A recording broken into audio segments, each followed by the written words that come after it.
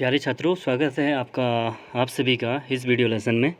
इस लेसन में हम लेके आए हैं जो हमारा चैप्टर है विद्युत चालन, उससे कुछ अंक के प्रश्न, 1-2 अंक के प्रश्न हैं और उन न्यूमेरिकल्स के साथ हम कोशिश करेंगे कि हमारे कुछ कंसेप्ट भी क्लियर हो जाए और रिवीजन भी हो जाए। ठीक है, तो शुरू करते हैं।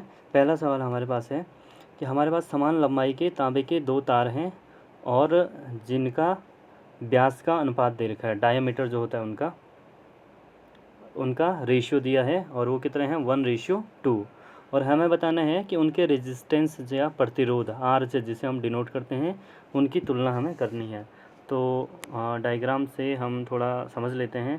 देखिए हमारे पास तांबे के 2 तार हैं। अगर एक तार इस तरह मानूँ मैं, इस तरह से, ठीक है, और दूसरा तार भी ये है, समान लंबाई के दोनों तार हैं और हमें इनके व्यास का अनुपात दिया है।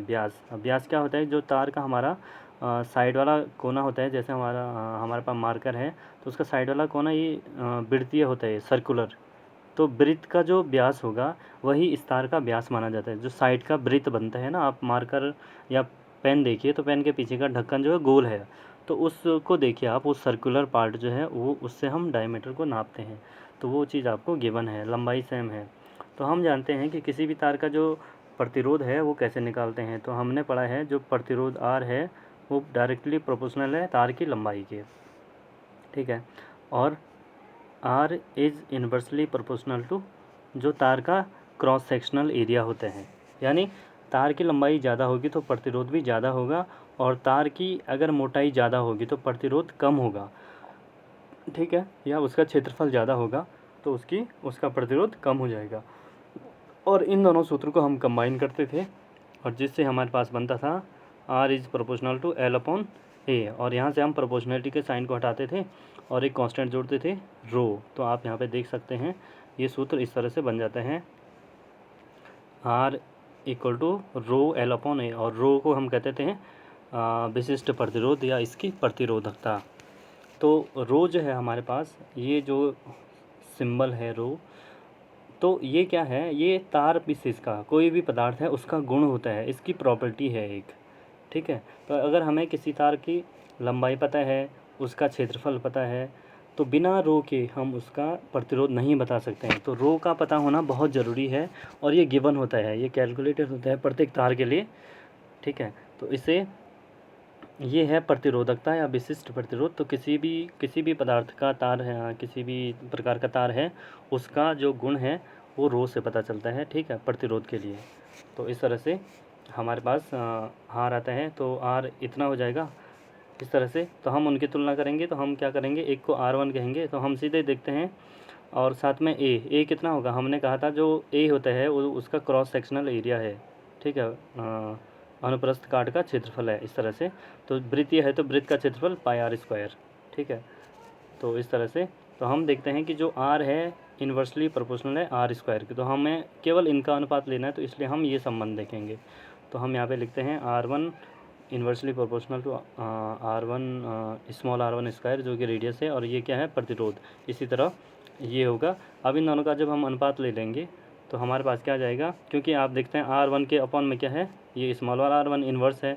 इसी तरह अगर ये R2 जो प्रतिरोध हमारे पास है ये हर में जाएगा, तो जो दूसरा वाला R2 है उसका वो अंश में चला जाए, क्योंकि इन्वर्स है उनके बीच रिलेशन।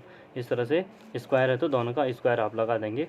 और अगर हमें प्रतिरोध का अनुपात 1:2 दिया है, सॉरी डायमीटर का या व्यास का अनुपात, तो ये त्रिज्या का भी अनुपात रहेगा, क्योंकि आप 2 का भाग इसमें दोगे और अगर इसमें 2 का भाग दोगे ऊपर आएगा तो 2 से 2 कट जाएगा, तो जो व्यास का अनुपात है वही त्रिज्या का अनुपात भी रहेगा। तो आप सीधे सीधे यहाँ मान रख दोगे, तो आपके पास क्या दिया है? R1/R2 equal to 1/2। तो यहाँ क्या है? R2/R1, तो 2/1 रखोगे और उनका स्क्वायर कर देंगे तो 4/1, यानी जो प्रतिरोधों का अनुपात है वो कितना आएगा? 4:1, ठीक है। अगला करते हैं। तो अगला सवाल हमारे पास क्या है कि यूरेका के तार की लंबाई, किसी पदार्थ का तार है, लंबाई 1/4 लिखा नहीं सॉरी ढंग से, और त्रिज्या आधी कर दी जाती है। तो लंबाई कितनी हो रही है? L/4, और त्रिज्या यानी R ये हो जा रही है R/2। तो नई त्रिज्या R डैश है और L डैश इक्वल टू इतना दिया है आपको, ठीक है। तो हमें पता है प्रतिरोध का सूत्र अभी हमने पीछे पढ़ा है, R = इतना होते हैं। और इसमें हम देखेंगे इसे इस तरह लिख देंगे।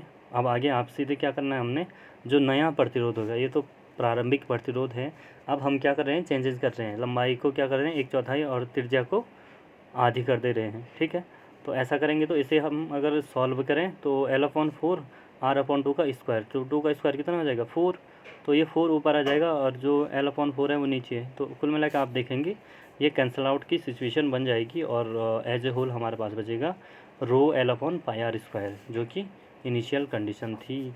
तो जो इस तरह का अगर हम चेंजेस करते हैं लंबाई और त्रिज्या में, तो उसका प्रतिरोध परिवर्तित नहीं हुआ इस पर्टिकुलर केस के लिए। माना यहाँ पे अगर लंबाई हम 3 गुना कर 1/3 कर देते हैं, त्रिज्या आधी करते हैं, तब चेंजेस आ सकते हैं। तब आपका यहाँ पे 3 आ जाएगा और यहाँ पे 4 आएगा, तो कुल मिला के 4/3 आपका आएगा। तो थोड़ा बहुत चेंजेस आ जाएगा उसमें। ठीक है, चलिए अब अगला जो हमारे पास है वो है हमारा प्रतिरोधों का संयोजन का। तो जो हम देखते थे श्रेणी क्रम पढ़ा हमने, समांतर क्रम पढ़ा, तो उनका संयोजन का हमारे पास क्वेश्चन है। तो सबसे पहले मैं थोड़ा आपको रिवाइज़ करा दूं कि किस तरह से हम समझते हैं कि कोई प्रतिरोध श्रेणी क्रम में है, सीरीज़ में है, या फिर कोई पैरेलल या समांतर में है। ठीक है, तो आपको सीधे क्या याद रखना है कि पहले तो हमें ये बताना है कि पूछा दिया रहता है कि किन बिंदुओं के बीच आपको तुल्य प्रतिरोध बताना है। तो सपोज ए और बी के बीच आपको बताना है, 2 बिंदु हैं ए और बी, तो ए और बी के बीच में डायग्राम माना इस तरह से है और इस तरह से। ठीक है, तो आप देखते हैं कि इसका मतलब ये है, अगर हमें पूछा जा रहा है कि ए और बी के बीच तुल्य प्रतिरोध ज्ञात कीजिए, तो इसका मतलब ये होगा कि जो बैटरी हमारी लगी है उसके टर्मिनल एक ए से जुड़ा है और एक बी से जुड़ा है, इस तरह से।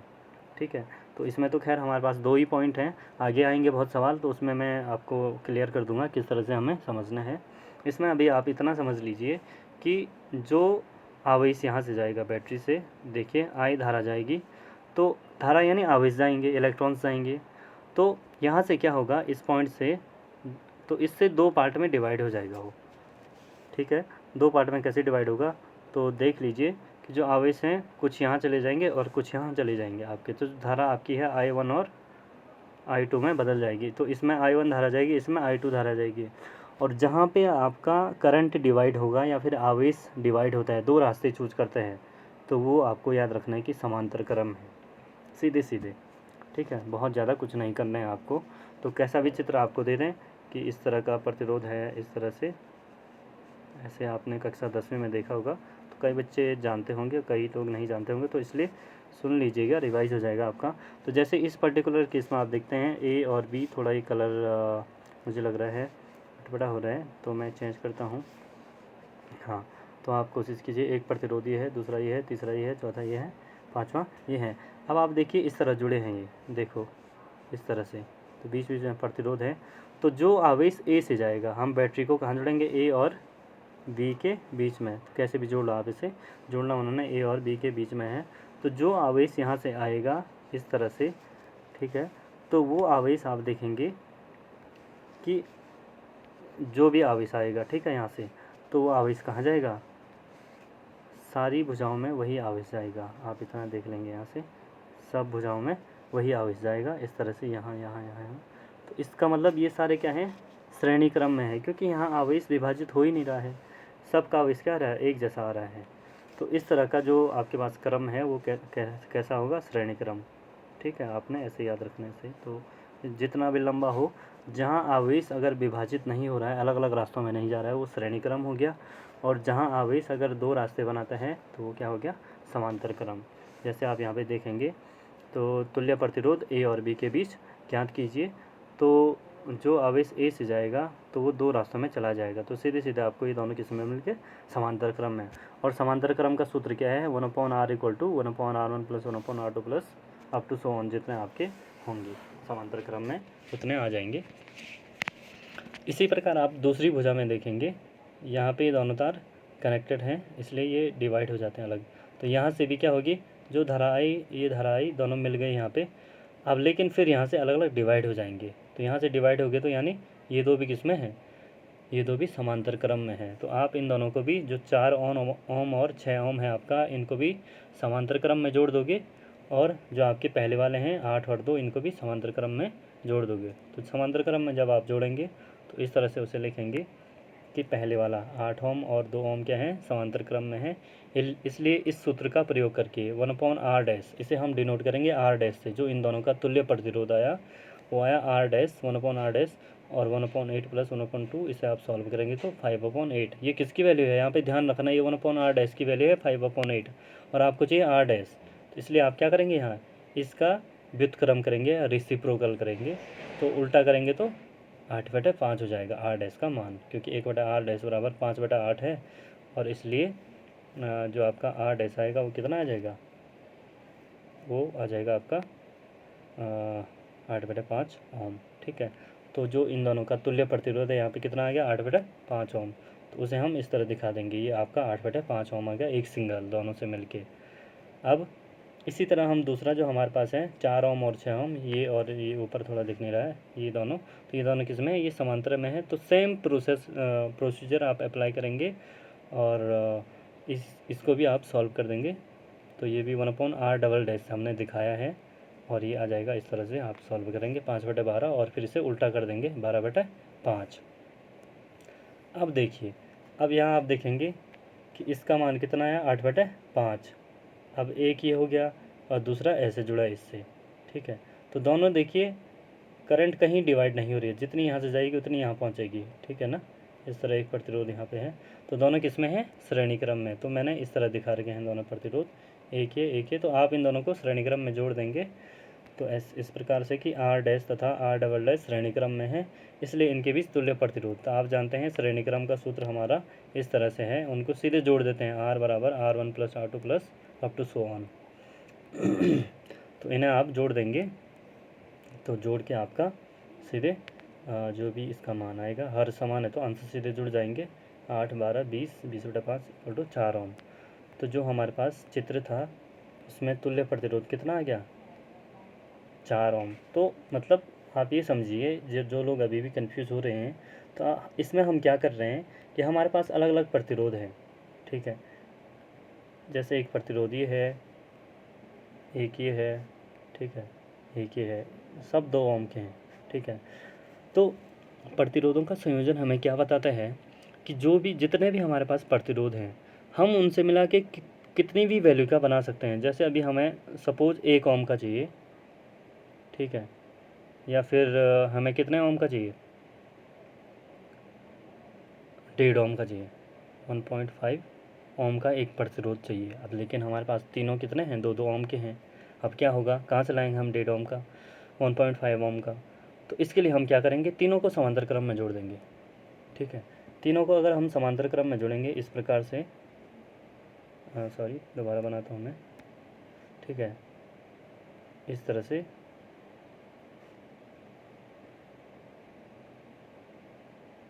ठीक है, तो तीनों को हमने किस में जोड़ दिया, समांतर क्रम में। और समांतर क्रम में क्या आएगा, इनका तुल्य प्रतिरोध। फिर वही 1/r बराबर 1/2 प्लस 1/2 प्लस 1/2, और क्या हो जाएगा, हर समान है तो अंश सीधे ऐड हो जाएंगे, 3/2। सॉरी ये कुछ अलग आ रहे हैं, ठीक है कोई बात नहीं, पर आप समझ गए हैं। तो इसकी वैल्यू कितनी आएगी, ये आएगी आपकी 1/r इक्वल टू आया आपका 3/2, इसलिए r इक्वल टू 2/3। तो इसकी वैल्यू कितनी आई, 0.66 आएगी, 66 ओम। तो मतलब हमारे पास 3 प्रतिरोध थे 2-2 ओम के, और इनसे हमने कितने का बनाया, 0.66 ओम का, जो कि हमारे पास था नहीं। तो इस तरह से प्रतिरोधों का संयोजन करके आप अलग अलग तरह से कितने भी ओम का प्रतिरोध बना सकते हैं उन संयोजन से। ठीक है, तो ये है हमारे पास, ज़रूरी नहीं हम तीनों को समांतर क्रम में जोड़ें, हम एक को श्रेणी में जोड़ दें और 2 को समांतर में जोड़ दें, ऐसा भी कर सकते हैं हम। ठीक है, तो इस तरह से इसकी वैल्यू कितनी आएगी, तो पहले हम इन दोनों को सॉल्व करेंगे, 2-2 ओम के हैं, तो 1/2 प्लस 1/2 कितना आएगा, 1, और इन दोनों की वैल्यू कितनी होगी, 1 ओम। अब ये जो है और अब ये है, तो दोनों किस में है? श्रेणी क्रम में। तो पहले वाला तो 2 है, तो 2 + 1 यानी 3 ओम, तो टोटल कितना आ जाएगा? 3 ओम आ जाएगा। तो इस तरह से संयोजन करके हम समांतर क्रम, श्रेणी क्रम इनकी वैल्यू निकाल सकते हैं। तो आपको ये 2 रखने हैं याद। समांतर क्रम में इस तरह होगा, श्रेणी में सीधे जुड़ जाएंगे। तो चलिए 1-2 सवाल करता हूँ, मौखिक कराते हैं, क्योंकि इसमें थोड़ा कोशिश करूँगा मैं लिखने की। ठीक है, तो पहला सवाल है, देखिए अभी कर लिया हमने ये वाला।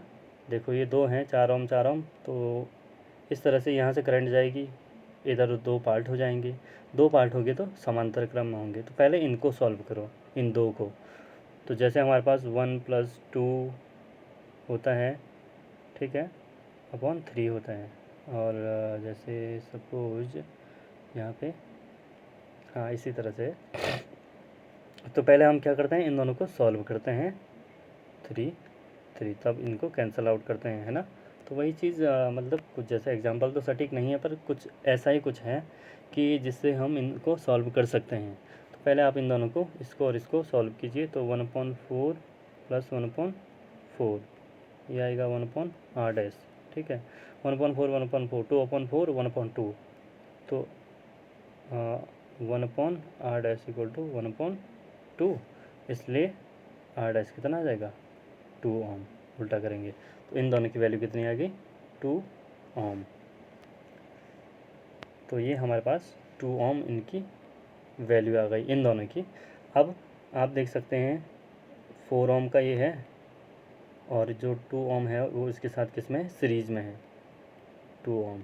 तो आप क्या करोगे, जो हमारे पास इस तरह यहाँ पे बना देता हूँ, 4 और 2, तो इन दोनों का आप सीधे ऐड कर दोगे तो R = 6 ओम आपका आ जाएगा इन तीनों को।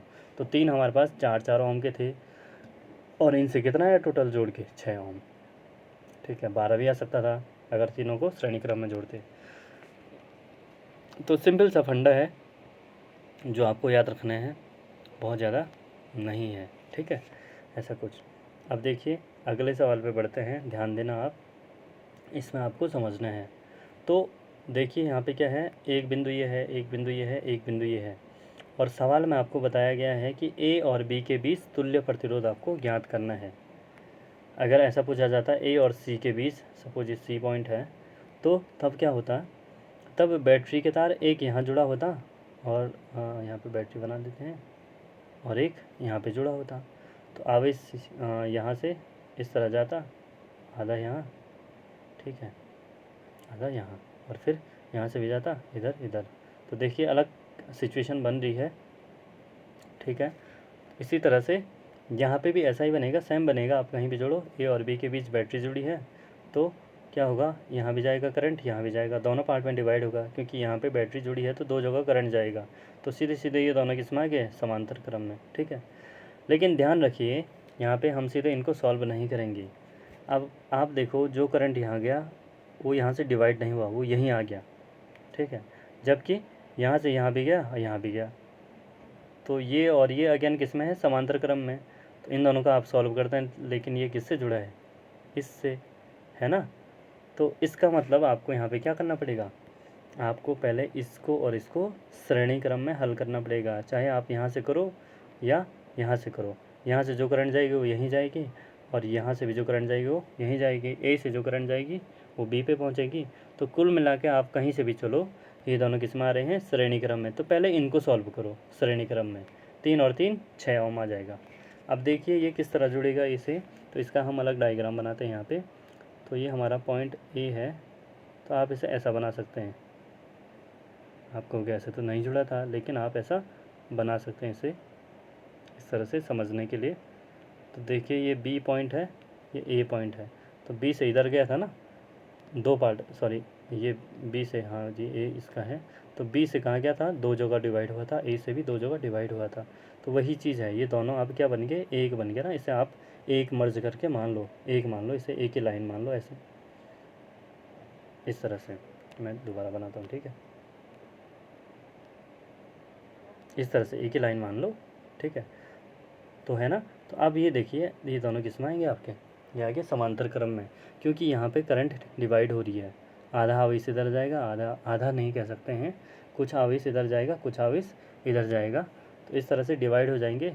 तो जो हमारे पास इस तरह से आए ऐसे। तो देखिए दोस्तों, ये 6 ओम का है और ये 3 ओम का है। इन दोनों का आप किस में कीजिए हल, समांतर क्रम का सूत्र लगा दीजिए और आप इसे हल कर लेंगे।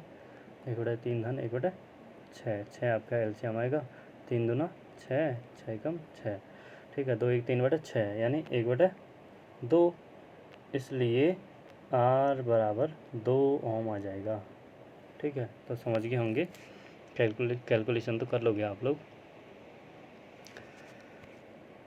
अब बढ़ते हैं आगे। तो इस तरह से आपके पास तीसरा सवाल में ए और बी है, और ए और बी के एंड पे क्या है, बैटरी जुड़ी है और आपको बताना है। ये वीडियो थोड़ा बड़ा बन रहा है तो मैं कोशिश करूँगा इसे थोड़ा 5 मिनट में ख़त्म कर दूँ, ठीक है। तो देखिए ए और बी के बीच आपको तुल्य प्रतिरोध बताना है। तो बैटरी कहाँ जुड़ी है, ए से जुड़ी है। तो देखिए इस तरह ये आवेश यहाँ जाएगा, यहाँ से भी अलग डिवाइड होगा, डिवाइड हो रहा ना, यहाँ से भी जो यहाँ से जाएगा वो भी डिवाइड होगा, यहाँ से भी डिवाइड होगा। तो कुल मिला के हमारे पास तीनों किस्में आ रही हैं समांतर क्रम में। तो इस सवाल में आपने यही पहचानना है, तीनों किस्में हैं समांतर क्रम में। तो जोड़ दो सीधे, 1/10, 1/10, 1/10, 3/10 यानी 10/3। 3/10 का उल्टा करते हैं ना हम समांतर क्रम में, R बराबर 10/3 ओम। तो सरल है, ये हो गया है। जिनको समझ नहीं आया आप कमेंट सेक्शन में बता सकते हैं, ताकि मतलब आपको इस टॉपिक में जो भी डिफ़िकल्टी हो रही है आप कमेंट सेक्शन में बता सकते हैं कि आपको किस तरह की डिफ़िकल्टी हो रही है।